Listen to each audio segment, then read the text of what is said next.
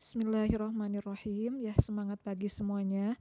Kita akan lanjut kepada pembahasan tentang siklus akuntansi perusahaan dagang. Atau bisa saja dalam skala kecil siklus akuntansi di apotek, di klinik ya. Nah, ini untuk proses siklus akuntansi ya disebut juga dengan proses akuntansi atau siklus akuntansi ya, yang mana keberadaannya harus berurutan, tidak boleh terlewat.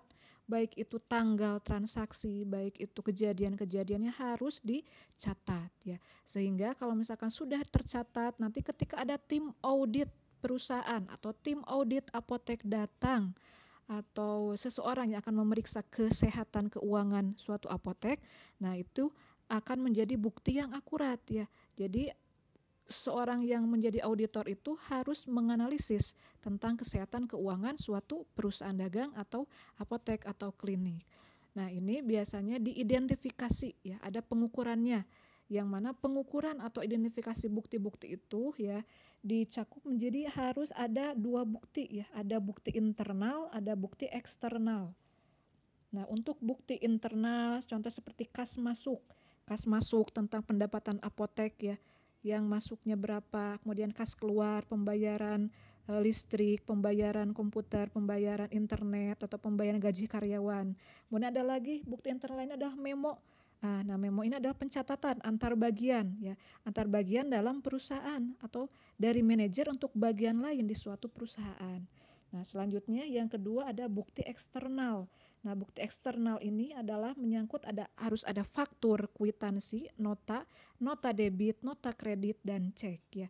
Jadi faktur itu adalah tanda bukti menunjukkan bahwa kita telah menjadi pembeli, terjadi pembelian atau penjualan secara kredit ya. Kalau kwitansi itu adalah bukti penerimaan. Bukti penerimaan sejumlah uang ya, dari pihak yang menerima uang memberikan tanda tangan di atas kwitansi tersebut. Kemudian ada nota. Nah, kalau nota itu adalah bukti yang menunjukkan bahwa telah terjadi pembelian secara tunai. Kalau nota debit yaitu bukti bahwa perusahaan telah mendebit atau perkiraan langganannya. Nah, kemudian selanjutnya ada yang disebut dengan nota kredit. Nah, kalau nota kredit itu adalah bukti bahwa perusahaan telah mengkredit perkiraan langganannya. Nah, ini adalah nota diberikan apabila terjadi ketidaksesuaian barang yang diterima ya, sehingga dikembalikan atau adanya potongan harga. Kemudian yang selanjutnya ada cek ya. Kalau cek ini adalah surat perintah agar bank membayarkan sejumlah uang kepada seseorang ya yang namanya tercantum dalam cek ya. Nah, sehingga orang yang memiliki cek tersebut tentu saja memiliki rekening ya, harus memiliki rekening di bank dan harus ditandatangani oleh pemegang buku cek tersebut ya. Jadi cek itu adalah bukti seorang bisa mencairkan cek ya. Seorangnya harus atau perusahaannya harus tercatat di cek tersebut ya, begitu pula dengan pencairan cek tersebut ya. Nah, kemudian ada yang namanya penjurnalan. Ketika semua bukti-bukti terkumpul ya, dari mulai tadi faktur, kwitansi, nota-nota.